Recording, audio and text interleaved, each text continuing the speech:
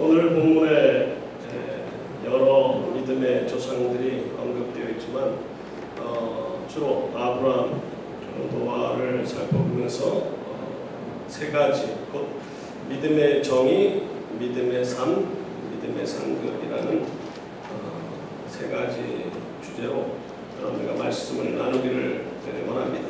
첫 번째, 믿음의 정의. 믿음이라는 정의는 성경에서 아마도 사랑에 대한 정의 다음으로 잘 아는 정의라고 생각합니다. 1절의 믿음은 바라는 것들의 실상이요 보이지 않는 것들의 증거니.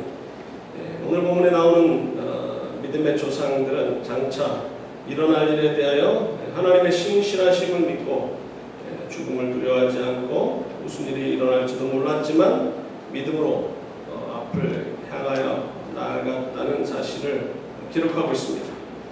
우리는 하나님의 나라를 눈으로 볼 수 없지만 믿음으로 그것을 바라볼 수 있으며, 고린도후서 5장 7절에 있는 말씀처럼 우리가 눈으로 보면서 앞을 걸어가는 것이 아니라 믿음으로 천성을 향하여 걸어가고 있습니다. 그리고 믿음은 단순히 미래에 일어날 일들을 믿는 것뿐만 아니라 과거에 일어났던 사실, 그리고 하나님께서 하신 일에 대해서 믿는 것도 중요합니다. 3절에 믿음으로 모든 세계가 하나님의 말씀으로 지어진 줄을 우리가 아나니. 믿음의 기초는 하나님께서 이 세상을 창조하셨고 나를 창조하신 창조주 하나님이시라라는 것이 우리 신앙의 파운데이션이 됩니다. 여기 3절에서 믿음으로 모든 세계가 하나님의 말씀으로 지어진 줄을 우리가 아나니. 이거 세 번역에 보면 보이는 것은 나타난, 그 다음 부분이요. 보이는 것은 나타나 있는 것에 된 것이 아니다라고 말하고 있습니다. 이 보이는 것, 즉 물질 세계는 나타난 것, 즉 창조 이전에 존재했었던 어떤 물질로 만들어진 것이 아니라, 소위 말해서 빅뱅도 마찬가지죠. 하나님의 말씀으로 무에서 유가 창조됐다는 것입니다. 이 3절의 말씀은 좀 난해한 말씀입니다. 근데 이것은 히브리서 기자가 그 당시에 사람들이 갖고 있는 헬라적 이원론적인 것을 배격하는 내용인 것입니다. 플라톤이나 필로의 우주론을 보면 창세기 1장에서 하나님의 형상으로 사람을 창조한 것은 플라톤이 말하는 이데아적 사람이고, 2장 7절에서 여호와 하나님이 흙으로 사람을 지으셨다는 그 사람은 물질적인 사람으로 이원론적으로 나누고 있고요. 이 세상은 원래 혼돈 상태에 있었던 이 가시적인 물질들을 창조주가 이데아나 원형을 사용하여 질서를 부여함으로 이 우주가 생성된 걸로 여기지만, 히브리서 기자는 이 세상은 하나님께서 창조하셨다. 바라는 것들의 실상은 무엇을 말하는가? 이 플라톤은 어떤 물질을 보고 어떤 물건을 보고 우리가 인식하기 위해서는 그 저 산 너머에 그 물질에 대한 그 원래 폼, 그것을 알아야 그것을 볼 수가 있다. 아리스토텔레스 같은 경우는 파란색은 파란색, 블루의 블루니스, 레드는 레드니스로 알아야 그것을 할 수 있다. 이렇게 각각 무엇을 인식하는데 눈으로 본다고 깨닫는 게 아니라는 거죠.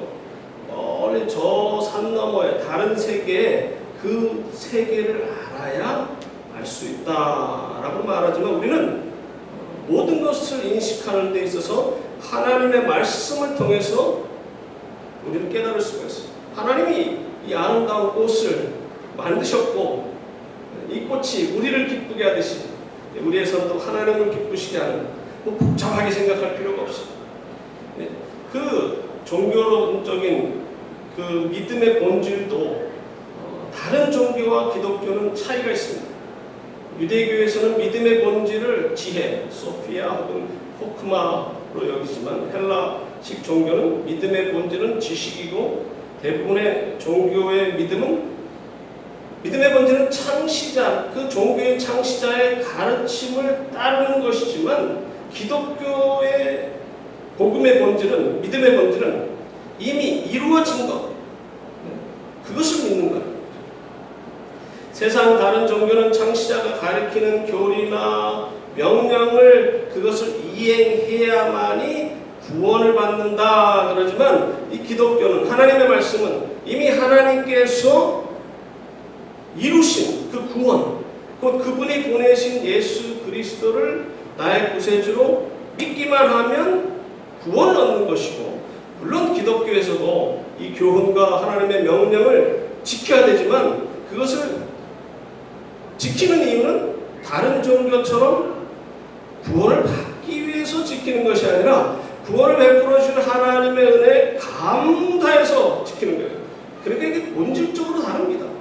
다른 종교는 그것을 안 지키면 구원을 받지 못할까 봐 두려워서 그것을 지키지만 우리는 두려움 없이 기쁨으로 하나님께 감사하면서 말씀을 순종할 수가 있다는 것이죠.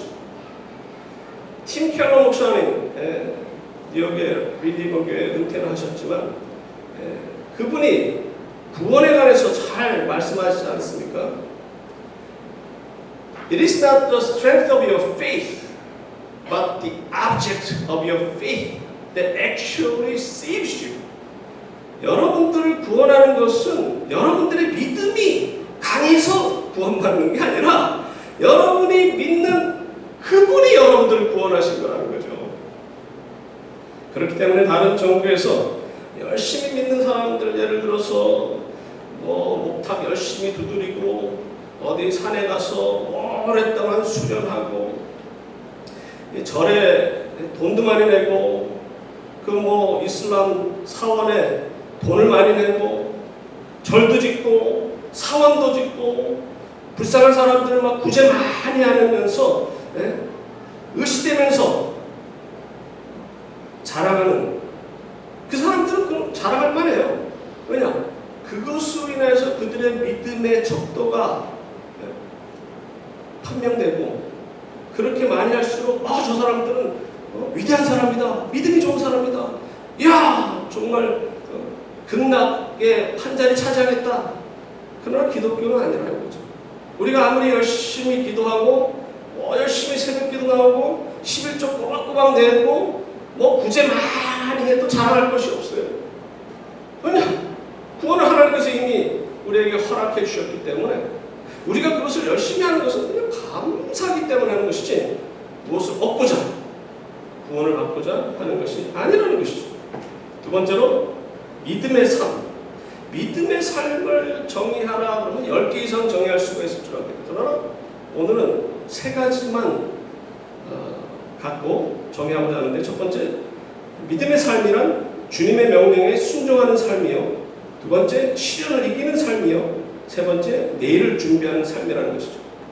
하나님의 명령에 순종하는 것이 믿음의 삶이에요. 근데 그 명령이 우리의 상식에 어긋난다 할지라도 이행하고 순종하는 것이 참된 믿음입니다. 노아에게 명령하신 것이 무엇입니까? 아직 임하지도 않은 홍수를 예비하여 방주를 지으라는 명령이에요. 이건 너무 허무맹랑한 명령이 아닐 수가 없어요. 왜냐? 그 당시에 사람들은 비라는 걸 구경도 못했어요. 하나님께서 이 세상을 창조하실 때 나무나 이 식물들을 아침에 내리는 그 이슬이 촉촉히 필요한 대로 적셨고, 비라는 것이 내리지 않았고, 또 이 노아의 홍수 때 이 지구의 축이 23.5도가 기울어지면서 봄, 여름, 가을이 시작된 것처럼 그들은 비라는 것을 보지도 못했어요. 노아 홍수가 임하여서 하늘에 그 물충이 쏟아지고 깊은 샘이 터져 물이 쏟아올라 40주야 만에 온 지구가 물에 잠겨버렸습니다. 요사이 중국에서 물난리가 나더니만 한국이나 북한에서도 홍수로 많은 사람이 죽고 많은 재난 피해를 보고 있습니다. 우리 남한에서만 13명이 죽었고 3,700여 명의 이재민이 발생했습니다. 저는 앞으로 은퇴하고 한국에서 살고자 하는 마음도 있는데 저는 뭐 시골 같은데 뭐 전원주택에 뭐 것도 심고 뭐 이렇게 그런 환상을 좀 갖고 있다가 이번 홍수를 보면서 이야 이거 아직도 멀었다. 저렇게 집이 떠내려가고 한국 가면 아파트에 살아야 되겠다. 라는 생각이 들었는데요. 지금도 장차 불의 심판이 임할 것이라 라는 우리의 전도함을 세상 사람들은 비웃습니다. 마치 노아가 홍수의 심판에 대해서 말할 때 비도 안 내리는 이 맑은 날씨에 무슨 홍수냐, 이 미친 늙은이, 정신 나간 늙은이, 이런 좋은 날씨에 방주를 짓고 있는다 비웃는 내용이 이 에녹서에 기록되어 있는데요. 또한 100세의 몸과 90세의 몸에서 아들을 낳을 것이라는 말씀, 이거 역시 우리 상식에 어긋난 것이기에 사라 역시 속으로 웃었고요. 아브라함도 엎드려서 웃었다는 것이죠. 그렇지만 그런 비상식적인 말씀을 믿는 것이 믿음이라는 겁니다.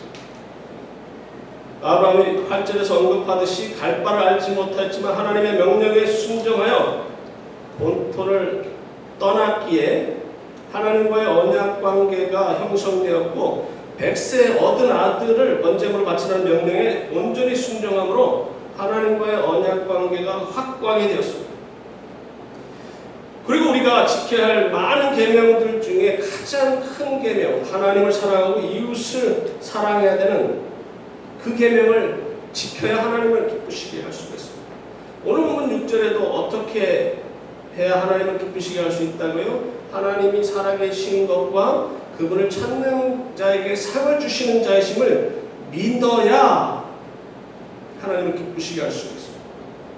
여러 계명을 우리가 지키면서 말씀의 이행, 말씀을 믿으면서 하나님을 기쁘시게 하고 그걸 따르는 것이 믿음의 삶이에요. 두 번째로 시련의 삶이 또한 믿음의 삶입니다.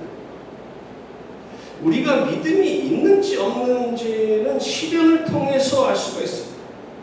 17절에 아브라함은 시험을 받을 때 믿음으로 이삭을 드렸으니 그는 약속들을 받은 자로 돼 그 외아들을 드렸느니라.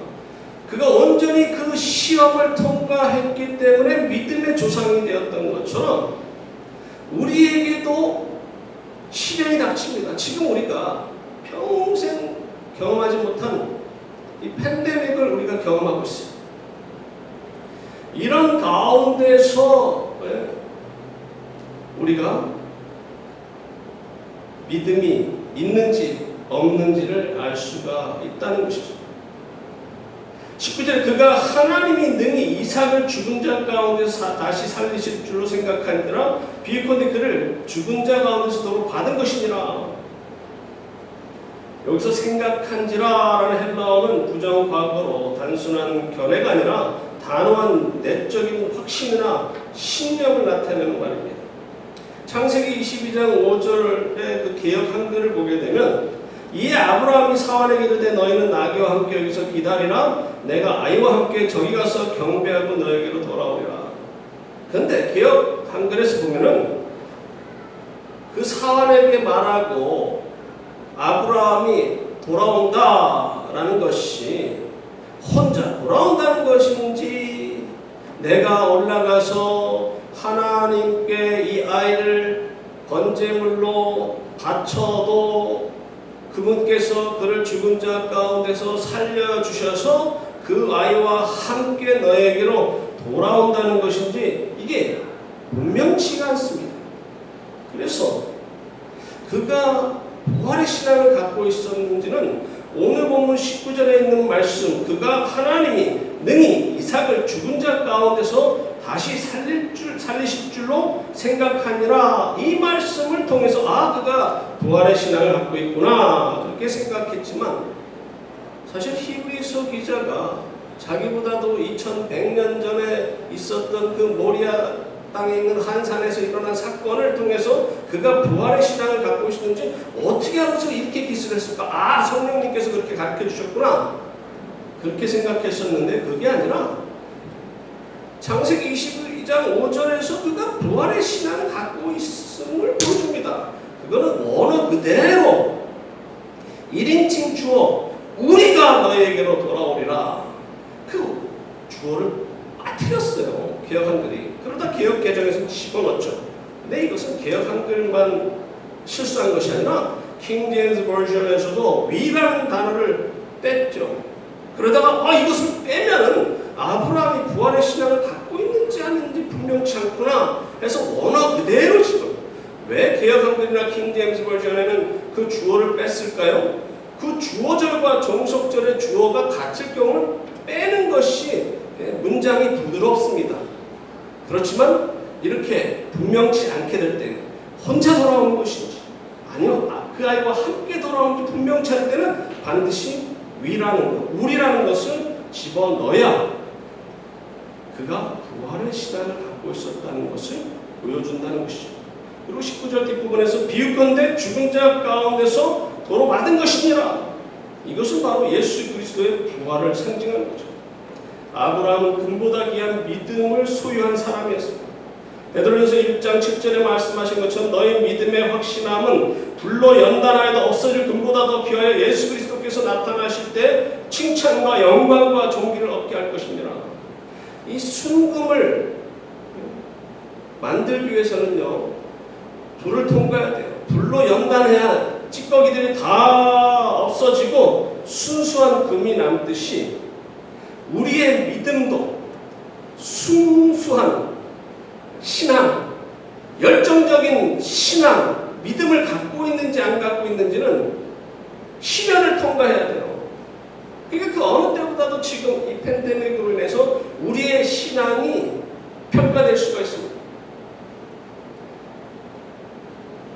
이 팬데믹이 지난 후에 참된 믿음을 소유하지 않은 사람들은 아마도 그동안 1년 혹은 1년 이상 교회 나가지 않으니까 이렇게 편할 걸 가지고 왜 그전에 그렇게 교회 열심히 나가려고, 교회 나가서 사람들하고 티격태격하고 아웅다웅하고 그런 경험할 필요도 없고, 열심히 또 뭘 해야 된다, 헌금해야 되고, 또 같이 모여서 회의하다가 의견이 안 맞으면 서로 싸울 수도 있고, 그랬는데 온라인으로 집에서 예배드리고 있으면 너무 편한 것을 왜 그동안 그렇게 힘들게 믿었지? 그래서 이 팬데믹이 지난 이후에도 교회 갈 필요가 있냐? 좋은 설교자의 설교도 들으면서 오늘은 이 교회, 내일은 다음 주는 저 교회, 여러 목사님들의 설교를 들으면서 또 은혜도 받으면 되는 것이지, 그렇게 생각할 사람이 있을 수가 있습니다. 잠언서 14장 4절에 소가 없으면 구유는 깨끗하려니와 소의 힘으로 얻는 것이 많으니라. 집에 소가 없어 봐요. 소가 있었다가 누가 훔쳐갔다든지, 소가 없으면 구유를 청소할 필요도 없어요. 분비물을 치우고 흙을 다른 거, 지푸라기 같은 거 다시 깔 필요도 없습니다. 시간 맞춰서 먹이를 줄 필요도 없어요. 얼마나 편합니까? 마찬가지예요. 집에서 편안하게 하고 교회도 안 나가고 그러면 편안 생각할 수 있는 사람도 있다. 그러나 소에게 얻는 것이 많다는 거죠.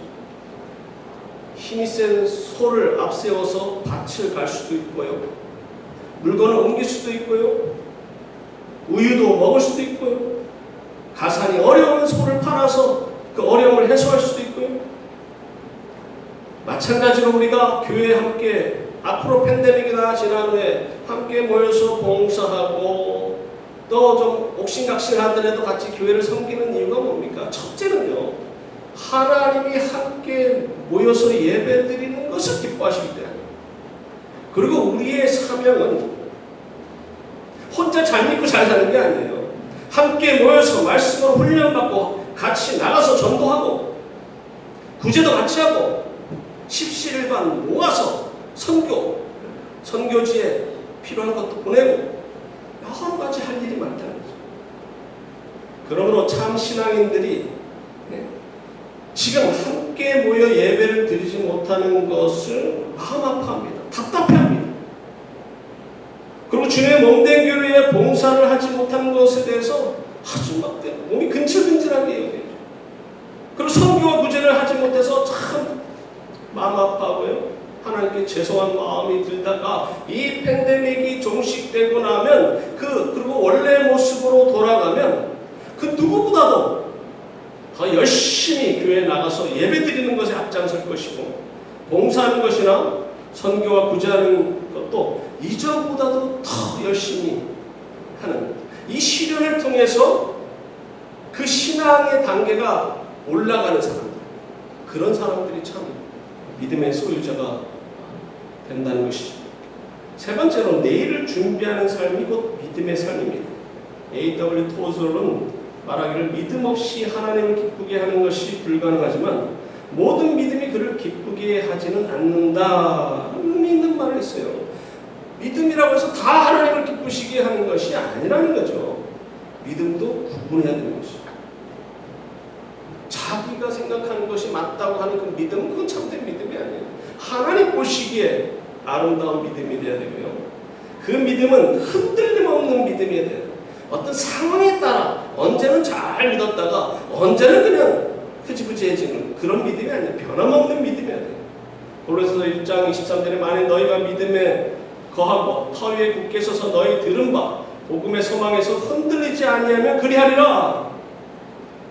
우리는 이 믿음의 터 위에 굳게 서서 들은 바 복음의 소망에서 흔들리지 않는 믿음을 소유하는데 그렇게 하기 위해서는 내세의 소망이 절실히 필요합니다. 바로 예수 그리스도께서 언제라도 다시 오실 것이라는 확신을 가지고 날마다 종말론적인 자세로 살아가는 거예요. 내일 예수님이 다시 오실 수 있다라는 가정하에서 오늘 하루를 최선을 다해서 살아가는 거예요. 지혜로운 다섯 처녀처럼 기름을 준비하는 하나님 명령에 순종하면서 특별히 가난한 자, 불쌍하고 어려운 자를 도와주는 선행을 통해서 그날을 준비하는 자. 그러므로 주님께서 오셨다 할 때 담대히 그분에게 나아가는 그런 자가 흔들림 없는 믿음, 내일을 준비하는 믿음이라는 거죠. 그러므로 하나님이 기뻐하시는 삶을 살면서 하나님의 자녀답게 거룩한 삶을 살고 세상의 빛과 소금의 역할을 감당하며 그리스도의 향기를 바라면서 살기 위하여 선교와 구제에 힘쓰면서 살아갈 때 언제 주님께서 다시 오시든지 그분을 맞이할 수 있게 노아가 7절에서 경외함으로 방주를 준비하였던 것처럼 아브라함이 10절에서 이는 하나님의 경영하시고 지으실 터가 있는 성을 바랐던 것처럼 우리도 하나님께서 하라 하는 명령에 행하여야 하고요. 가라 하는 명령에 고향의 가족들과 친구들 그리고 생활 터전을 뒤로 한 채 미지의 세계로 떠날 준비가 되어 있어야 합니다. 혹시 하나님께서 여러분들에게 남미나 아프리카에 가서 성전을 건축하라 라는 그런 명령을 내리신다면 그 명령을 따를 수 있도록 이 땅에서 열심히 신앙생활을 하고요. 믿음의 훈련을 할 뿐만 아니라 이 믿음 열정 가지고만 되는 게 아니에요. 그 시기를 준비하면서 열심히 일하시면서 돈도 세이브해 놓으셔야 돼요. 돈 있어야 선교지 가서 교회로도 짓죠. 돈도 없으면서 예 가겠습니다. 근데 비행기표 살 돈도 없어요. 그럼 어떻게 그 명령에 순종할 수가 있습니까? 그렇기 때문에 열심히 일하여 물질을 세이브하고 그날을 준비하는 거예요. 당대 의인 노아가 하나님과 동행하는 삶을 살았다는 것처럼 1년 10일 동안 배를 움직이는 키가 없었다는 것은 노아의 의지로 항해한 것이 아니라 하나님의 인도하심에 따라 망망대해를 항해한 것처럼 우리의 삶도 우리의 의지가 아니라 하나님의 인도하심과 그분의 섭리 가운데 살아가야 하는 것이고, 하나님께서 친히 방주의 문을 직접 닫고 여셨듯이 우리의 삶의 모든 결정이 하나님이 주관 아래 이루어지는 삶을 살아야 되는데, 이것이 바로 하나님과 동행하는 삶인 것입니다. 삶의 주인은 내가 아니에요. 하나님이 나의 삶의 주인이시고, 하나님께서 말씀을 통해서 은혜를 주시면 그 말씀에 순종하는 그런 자가 믿음의 사람입니다.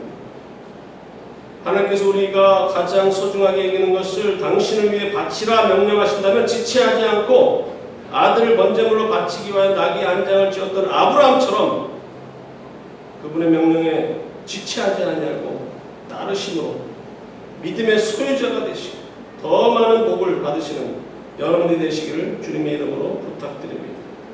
세 번째로 믿음의 상급. 어거스틴은 말하기를 신앙이란 눈에 보이지 않는 것을 믿는 것이고, 그 믿음의 상급은 눈으로 보는 것을 믿는 것이다. 그 눈으로 보는 그 상급을 또 믿는 믿음이 필요해요. 믿음의 장인 히브리서 11장에서 약속이라는 단어가 7번 나오는데요. 본문 9절부터 19절까지 5번 나오지만 8절과 9절의 기업과 유업이라는 단어, 그리고 이미 말씀하신 것 등 그 단어 속에서 하나님의 약속을 내포하는 단어들까지 포함하면요, 약속이라는 단어, 약속을 내포하는 단어가 많습니다. 하나님이 아브라함을 부르시고 축복을 약속하셨고, 신실하신 하나님께서는 그 약속을 지키시는 분이시기에 죽은 자와 방불한 백세 몸에서 아들을 주시고 그 아들을 통해서 자손을 하늘의 별과 같고 바다의 모래와 같게 하신다는 약속을 믿었기 때문에 그가 지체하지 않냐고 아들을 바칠 수가 있어요. 근데 사실 그가 처음부터 그렇게 위대한 믿음의 소유자는 아니었습니다. 그가 100세가 되기 훨씬 전에 하나님께서 그에게 나타나셔서 내가 너를 큰 민족을 이루고 내게 복을 주어 내 이름을 창대케 하리니 너는 복의 근원이 될지라 약속하셨지만, 시간이 지나면서 몇십 년 지나면서 아이가 없다 보니까 그는 믿음이 약해질 수밖에 없었습니다. 많은 사람들이 생각하기를 하나님께서 나타나셔서 약속하신 복의 근원이 되게 하리라, 그때 나이를 75세라고 말합니다. 정확히 보면 75세가 아니고 그 전이에요. 75세는 갈대아 우르에서 떠나서 하란이라는 곳에 오랫동안 머물었습니다. 그 막내 아들, 그 죽은 막내 아들의 이름을 따서 하란이라고 했고요. 그것에서 얼마 동안 살았는지는 모르지만 아마도 그곳에서 아버지 데라가 죽은 것을 보면 상당히 오랜 시간 거기서 살았다고 생각해요. 하란을 떠날 때 그가 75세다. 하나님께서는 뭐 60대 말이든지 뭐 70대 초라든지 아브라함에게 나타나셔서 이런 약속을 하셨지만 오랫동안 아이가 없어요.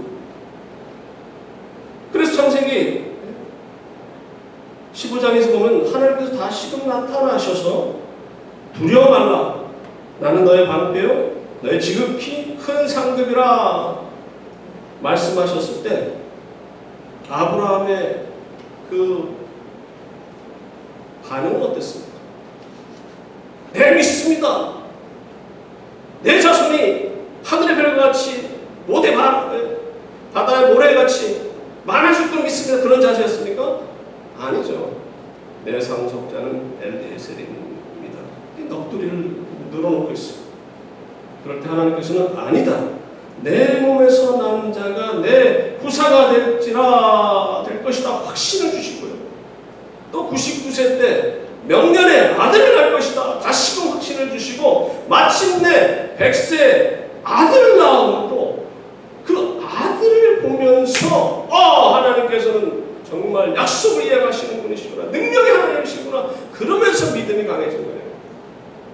그가 100세의 아이를 가졌다는 것이 그 당시에는 오래 살았으니까, 지금으로 말하면 뭐 40대, 뭐 50대, 얼마 전에 보니까 뭐 60몇 세가 또 아들, 또 애도 낳던데, 뭐 그게 뭐 대단한 거나 이렇게 생각하는 분들도 계시는데, 오래전에 제가 말씀드렸던 것처럼요, 그 당시에도 지금처럼 아이를 낳는 건 20대나 30대라는 거죠.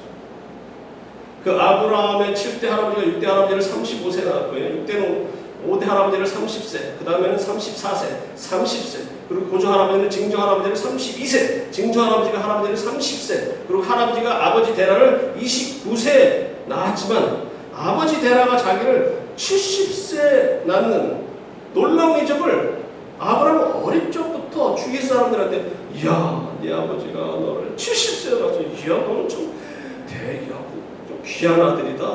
어떻게 70세 할아버지가 아이를 낳지? 이것을 들으면서 자랐다는 거죠. 왜 그런 경험을 하셨을까요? 더 허무맹랑한 100세 아이를 낳을 것이라 정말 믿을 수 없는 것을, 봐라, 네 아버지도 너를 70세 낳았잖아. 이미 어릴 적에 그것을 들으면서 그 믿음의 근거, 조금 잘할 수, 믿을 수 있는 것도 근거를 허락해 주셨고, 하나님께서 여러분들에게 무엇을 믿으라 했을 때 그냥 무조건 믿으라고 하시잖아요. 말씀이 사실인 것을 경험을 통해서 정말 이렇게 말씀을 순종했더니 이렇게 하나님께서 내 기도를 들어주시고 약속을 이행해 주시고 놀라운 이적을 경험하게 하시고, 이런 경험을 하면서 더 큰 것을 요구하실 때도 우리가 믿을 수 있는 근거가 될 수 있다는 거죠. 우리 역시 과거에는 믿음이 약하고 하나님의 약속을 전적으로 신뢰하지 못했지만, 구약의 수많은 선지자들이 약속하신 메시아가 때가 되매 베들레헴에서 탄생하시고 우리를 위하여 십자가에서 보혈의 피를 흘려주시어 우리의 모든 죄를 도말하신 하나님의 그 놀라운 사랑을 경험한 우리가, 아브라함이 100세 아들을, 죽은 자와 한분한 아들을 얻음으로써 믿음이 강해진 것처럼 그 약속하신 예수 그리스도가 이 땅에 오셔서 십자가에서 죽으신 사실을 믿을 때 우리는 부활의 신앙을 갖게 되고요, 아브라함처럼 그런 위대한 신앙을 갖게 된다는 거죠. 그런데 사실 아브라함이 175세를 살면서 우리가 언뜻 생각하기, 야, 그는 175세 살았으니까 한 4대, 5대, 4 generation, 5 generation의 자손들을 보면서 수백 명의 자손들을 보았겠구나 언뜻 생각할 수 있지만 사실 그게 아니에요. 그가 본 자손은요, 1명의 아들과 2명의 손주뿐이에요. 물론 7명의 다른 아들을 통해서 그 자손을 받겠죠. 더 그래봤자 몇십 명의 자손을 본 것이고, 그가 본 것은 하나님이 약속하신 하늘의 별과 같이 바다의 모래와 같은 많은 자손을 보지 못했어.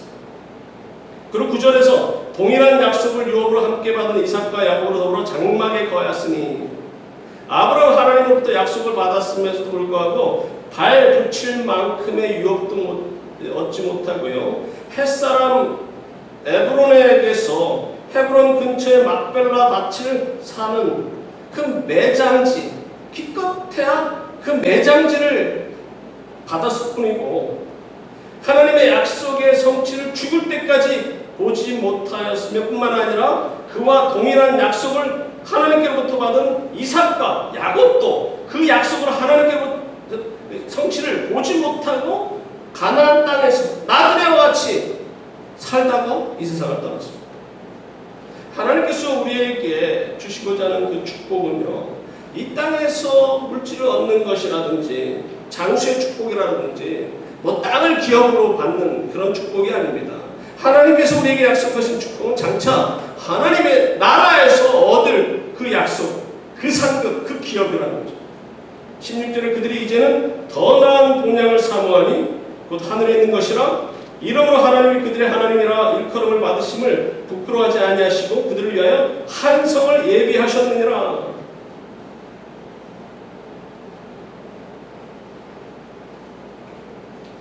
그들이 찾았던 고향은 지상에 있는 것이 아니었습니다. 그것은 이 땅에 있는 그 어느 성보다도 아름다운 하나님의 도성을 하나님께서 우리를 위해서 예비해 두셨다는 거죠. 요수아가 이스라엘 백성들에게 마지막 유언과 같은 말을 남기면서 아브라함을 소개할 때 강 건너편, 물 건너 저편에 그를 이끌어내어서 가나안에 인도하셨다 말한 것처럼 하나님께서 여러분과 저를 물 건너 태평양을 건너 대한민국에서 여러분들을 부르셨고 자녀 삼아주시고 축복을 약속하셨고 장차 우리의 갈 성을 예비하셨습니다. 주님의 재림의 날은 반드시 옵니다. 우리는 하나님의 은혜로 그분이 주신 믿음의 선물로 예수 그리스도를 나의 구세주로 영접하였기에 우리의 마지막 날, 하나님 앞에 서는 날, 혹은 주님의 재림의 날, 우리의 몸은 어린아이가 어머니 뱃속에서 9개월간 정도 지나고 나면 알지 못하는 힘에 의해서 밖으로 나올 수밖에 없듯이 주님의 재림의 날, 혹은 우리가 하나님의 부르심을 받는 날, 우리는 알지 못하는 힘에 의해서 하나님께로 올라갈 것입니다. 갓난아이는 상황에 따라 예정일보다도 더 일찍 나올 수도 있지만 주님의 재림의 날에는요 1분 1초도 틀림없이 일순간에 세상의 지구의 모든 사람들이 천사장의 나팔 소리와 함께 구름을 타고 오시는 예수님을 바라보게 됩니다. 미국에서 있는 사람이나 저 지구 밑에 쪽에 있는 한국에 있는 사람이나 저 위쪽에 있는 러시아에 사는 사람이나 주님의 재림 시에는 시공간이 초월되기 때문에 일순간에 주님을 바라보게 되는 그 시간은 1분 1초도 틀림없이 모든 사람에게 임합니다. 미국 뉴욕시에서 출발하는 모든 통근 열차는 정확하게 예정 시간보다 1분 늦게 출발한다고 합니다. 열차 시간표에 오후 8시 14분이나 되어 있으면 실제로 기차는 8시 15분에 출발한다는 것이죠.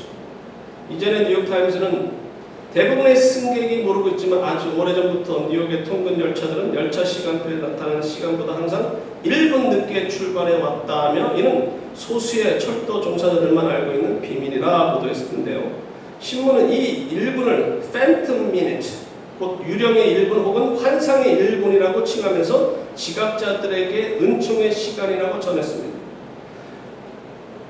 그 출근 그 엘카나 전철뿐만 아니라 엠트랙 역시 대부분의 큰 도시에서는 60세컨 늦게 출발한다. 근데 이 전철이 다른 대도시 전철도 그렇게 1분 늦게 출발하는 것이 아니라 필라델피아나 LA나 샌프란시스코나 시카고 등에서는요 1분 그런 은혜의 시간, 팬텀 미닛이 없고 정시에 출발한다. 우리를 태우고 하나님 나라에 갈 구원의 열차 시간은 뉴욕 지하철이나 엠트랙처럼 은총의 시간이 없습니다. 시카고나 대부분 다른 대도시 지하철처럼 정확하게 떠날 거예요. 정확하게 출발하는 그 열차에 여러분들 타실 준비가 되셨습니까? 결론의 말씀을 드리고자 합니다. 아브라함을 갈대아우에서 부르시고 축복을 약속하신 하나님께서는 약속대로 아브라함을 위대한 믿음의 조상으로 만드셨고 복의 근원이 되게 하신 하나님께서는 여러분과 저도 약속대로